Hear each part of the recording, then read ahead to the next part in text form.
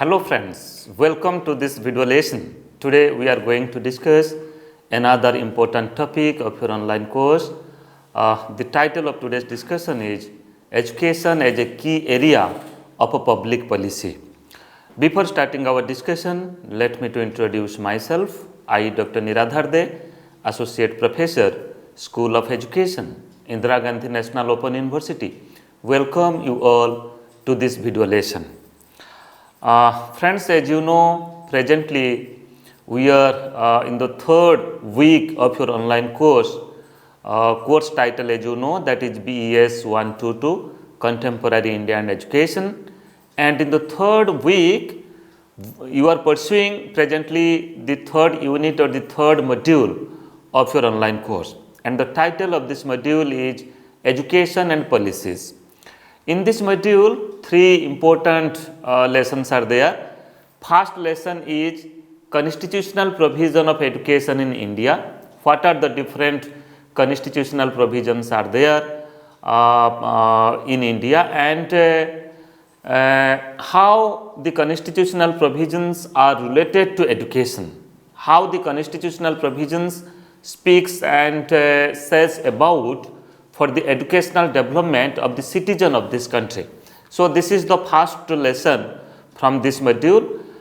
You have already studied, watched this video lesson, and you have also gone through the content. And the second lesson, that is education as a key area of a public policy.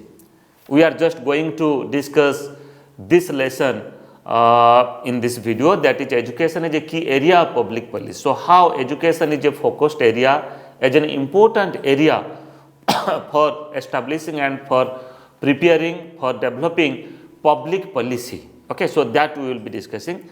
And the next lesson from this module, that is schemes of education. So, what are the different schemes, what are the different projects, what are the different policies that are being developed for implementing, you can say, constitutional obligations, for implementing constitutional provisions which is related to education. That also we will be discussing further. So, now friends, let us focus upon the second lesson, that is education as a key area of a public policy. Let me to focus upon some of the important learning outcomes from this video lesson. After going through this video and the e-content which is given in the module, particularly in the third module about education and policies, you will be able to justify the need and relevance of education as a key area for framing public policies. Then further you will be able to explain the issues and challenges of implementation of educational policies in India, and you will be able to understand the need of feedbacks and research for policy analysis and planning. So, these are the three important learning outcomes that you will be dealing with, that you will be experiencing relating to the learning outcomes, the content point that you will be experiencing.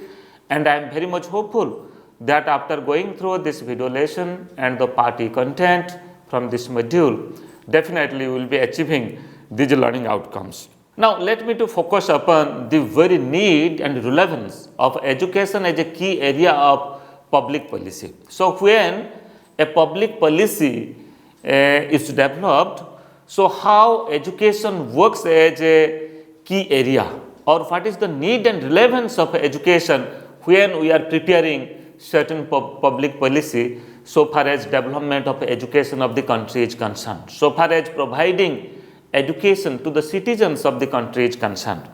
Now, let me to focus upon some of the important aspects, important points about the need and relevance. That is, the development of a country depends upon the public policies what the country has established and implemented. Okay. So, you see, it may be related to education, it may be related to health sector, it may be related to defense, media and other public relations sectors also. So, how we implement the constitutional provisions relating to any aspect, relating to any matter, we implement it through different types of schemes, through different types of policies, through different types of projects. Okay. So our aim is to implement the constitutional provisions and to provide benefits to the beneficiaries, benefits to the, you can say, the country people who are really need of such type of benefits. So that's why how to give the benefits. That's why we have to prepare a plan, we have to prepare a certain scheme, and we have to implement that scheme. We will be discussing further, taking certain examples just like Right to Education Act and other types of schemes, also other types of act and policies also. Further, education cannot be separated from other sectors of development in the country. It has a direct link with health, social services, defense, media and public relations, trade and industry, etc. Now tell me whether education as a subject, education as a aspect in our constitution, whether it can be conceptualized separately? No, it cannot be conceptualized in a very isolated manner or in a very separate way. Rather, education is somehow linked with, related with the other sector, other areas of the development of this country. That is just like I have already mentioned here, health sector. So health and education is interlinked with each other. So when you will be educated, you will be conscious about your health requirements. You will get awareness about your health. So that's why here health and education is linked with each other. Then social services. Social services is also directly linked with education. The much education you will get when you will be educated and when you will be involve yourself in many educational discourses, you will get more and more knowledge, you will get more understanding, and definitely that will help you for involving yourself in many social services and many social beneficiary works. Then defense, education and defense is also related with each other. The development of education directly linked with the development of science and technology, and when science and technology will develop, then definitely all sectors, it may be agriculture, it may be defense, it may be other sectors also, simultaneously that will also develop. So that's why education is directly linked with the defense system also. Then media and public relation. So how you communicate, how you deal to the public on different issues, and how to deal the media also.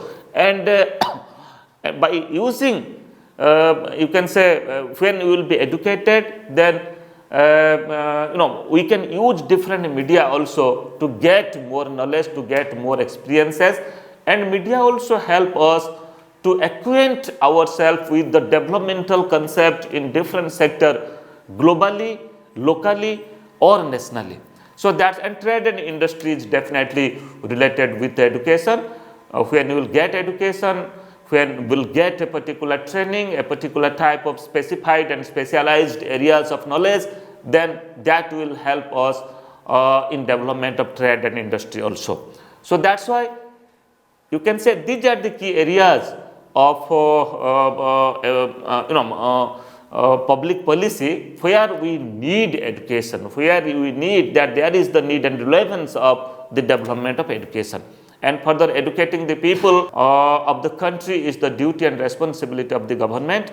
I will be giving example of Right to Act, Right to Education Act, RT Act 2009, that how it is included in the fundamental, you can say, right of Indian Constitution, and how it is the responsibility of state now to provide free and compulsory elementary education to all the citizens and to all the children in the age appropriate group in the state.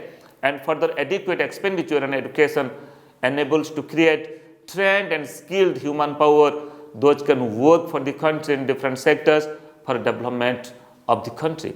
So these are the certain need and relevance of education as a key area of a public policy. So when we develop, when we prepare a public policy, we cannot do it by isolating education. So education is a key area here.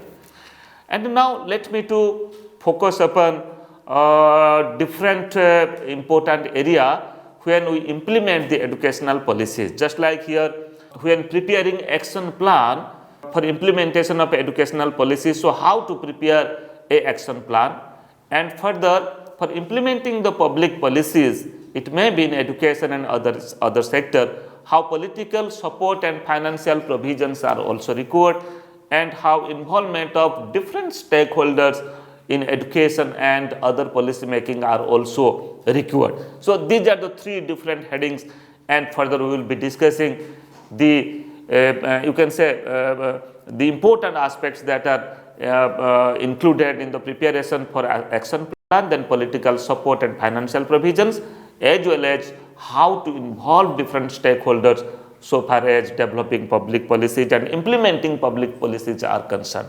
Now let me to focus upon preparation of an action plan. So friends, whenever we think over or we start a new work, first of all, we should have very clear about our objective, our purpose, that what we are going to do. Okay, so that's why we require to prepare an action plan.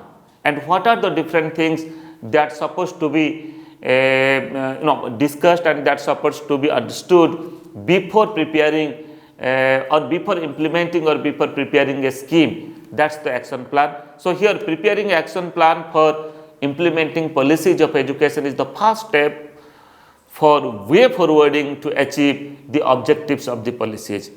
If you are not clear about the objectives, the purpose, and if you have not prepared a proper action plan, then the implementation of the policies, the implementation of the scheme may not go in a proper way.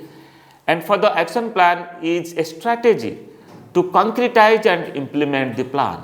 So just like in research, what you are doing, in research you are preparing a synopsis first, you are preparing a research proposal, and that synopsis will help you to proceed in the research.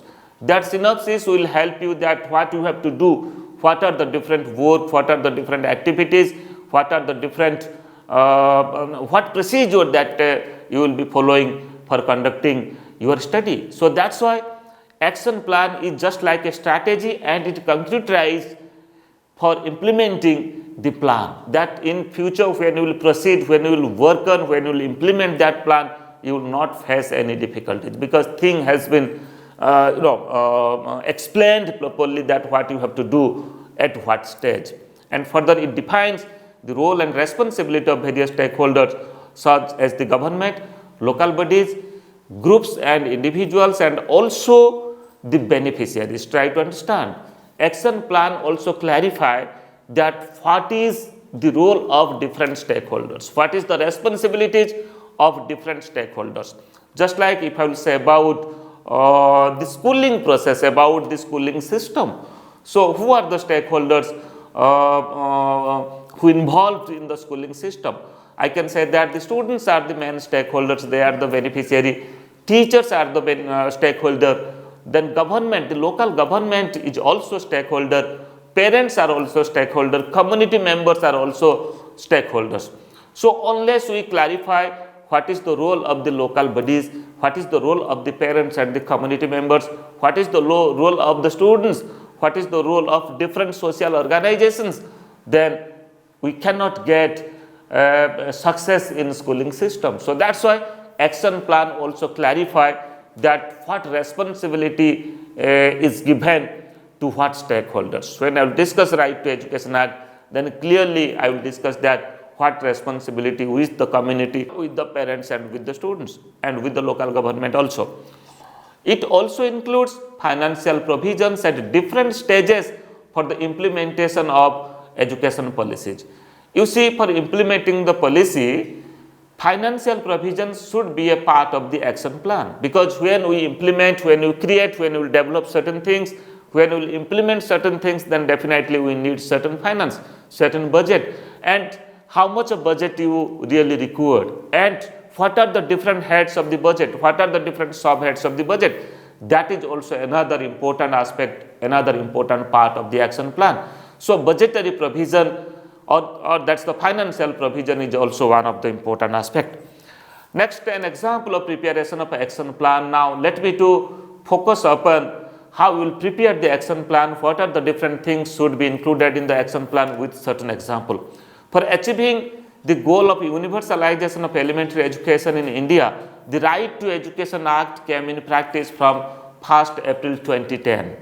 So here the Right to Education Act, for implementing the Right to Education Act, if you go through the documents of RT Act, you will find that a detailed plan is given in Right to Education Act. A detailed plan is given that what is the responsibility lies with the community member, with the parents, with the teachers, with the local government, as well as with the, you can say, the overall, the planners, the educational administrators who prepare the curriculum and who transact the curriculum. So that's why a detailed action plan and implementation strategy was then prepared to execute the act.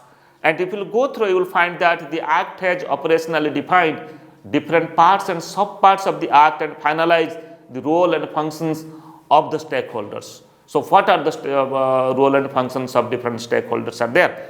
It also provided the deadline for achieving some of the goal of the act, that by which time, by which period, the goal, or you can say the very aim, will be achieved by a scheme. So that should be reflected in the action plan. And particularly, if I will focus upon the detailed plan of Right to Education Act, it addresses the issues such as ensuring ratio of students and teacher at the classroom. So as per the RT Act, what ratio of teacher and students should be there? Okay.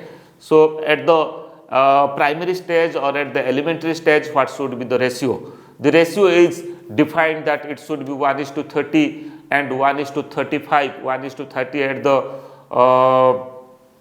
primary and 1:35 at the elementary. So here you see, this is the part of the action plan, and now to for implementing this plan, we have to provide such facilities, we have to provide, or we have to develop that resources in the school. We can appoint more teachers, and we have to find out that what is the number of students in a school, then accordingly how many teachers are there.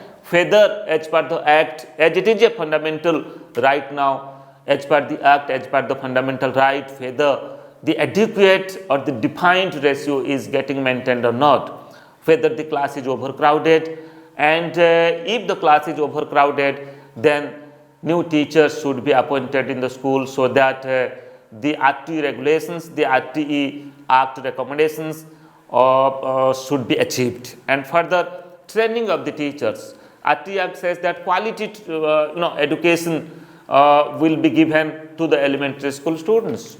So for providing quality instruction, quality education, teachers training is one of the very important aspects. Unless the teachers are not trained, they cannot implement the curriculum in a proper way. They cannot provide quality education to the students. So that's why training of the teacher is another important aspect. Then in action plan, it should be mentioned that whether the trainers are properly trained or not, teachers are properly trained or not, and quality educations are imparted or not. Then providing quality education, I have already said, making teaching child friendly. So whether we are implementing the curriculum in a very child friendly manner or not, whether the child or whether the students are getting the benefits of whatever we are doing, whatever teaching learning process is going on in the schools or not. Then further addressing the issues of dropouts in the schools. So how to address the issues of dropouts, how to bring, or how to, you can say, attract the learners, the students to the school campus. If they are not coming, if they are involved in any other activities, any other work, it may be it may be agriculture, it may be other types of world of work. So how to motivate them, how to you can say target them to bring them to the mainstream of the schooling system. So that is also another important aspect, and the strategies should be involved, should be included in the action plan. Then the other important points that can be included in the action plan, just like ensuring participation of the community in the schools. So how you ensure the participation of the community, because they have to prepare the school development plan. One SMC should be there in every school. So whether the members of the SMCs are working properly or not, so that also be a part of action plan. Protecting security and rights of the children, whether the children are getting security or not. In the Right to Education Act, this has been mentioned that NCPCR and SCPCR should be there. National Council of Protection of Child Rights and State Council of Protection of Child Rights should be there as per Right to Education Act, and any issues related to security of the child will be dealt by the SCPCR, or if it is the national level, then NCPCR. So that should also be included in the action plan for proper implementation of any scheme. Here I am just putting example of Right to Education Act. Then making awareness program and training to the stakeholders, whether proper training is providing to the SMC members or not, because the SMC members will further develop the school development plan. That's the SDP, that's called as the SDP, that speaks about that what is the present situation, present status of the school, and what are the new things the school is requiring for its development. Then feedback and reviewing the act at different stages. So time to time for quality, for assuring quality, feedback studies should be taken, whether the scheme is working properly or not, whether the beneficiaries are getting real benefits or not, and what are the different difficulties that are faced in implementing that policy or that act is there, and accordingly you can just modify accordingly. You can say certain modification and certain changes can be made in implementing the scheme and the policies. Then highlighting different aspects of its implementation. So how it is getting implemented and what are the different things yet there is the need to do. And now let me to focus upon the another important aspect that is also somehow related with for proper implementation of the policies, just like political support and financial provision. So unless there is the political support, unless there is the willpower of the government, and unless there is adequate financial allocation, budgetary allocation, no scheme will implement properly or get its success. So that's why political support and financial provision is also another important aspect, and I can say that policies are implemented through the government, and government is formed by a winning party in election so far as a democratic country is concerned. In a democratic country, in a regular interval, it may be in 5 years, elections are taken, and the winning party, they form the government in the democratic system, and the winning party, they have their own vision towards education, they have their own understanding towards education, then accordingly they come forward with new policies, they come forward with new schemes. So here, unless the political parties or unless the ruling government is not having willpower and interest to do certain things, then things will not happen. So that's why political support and financial provision is required for proper implementation of any scheme.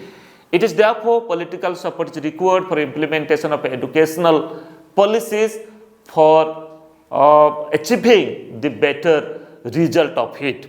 All parties have their own objectives, priorities and manifestos of working, and the nature of development in education and different scheme that depends upon their objectives, their priorities, that in which work they want that it should happen in a rapid, immediately or in a priority basis. So that is also the focus of working of the political parties or the government. Then better result from any educational policy depends upon a positive willpower and support of the government and the political parties.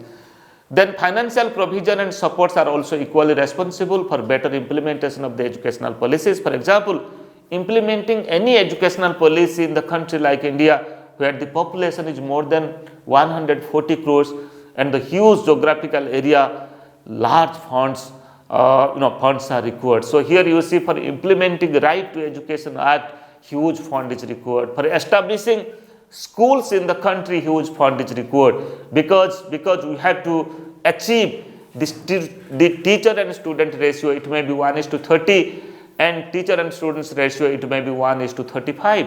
So for that in the habitation, in the remote areas where there is a village where the people are living, then definitely there should be a school at their neighborhood, at their village. So that's why huge fund is required. This is not a small country, this is a huge country, the second largest country so far as population is concerned. It is more than 140 crores. So that's why huge budget and huge financing is required.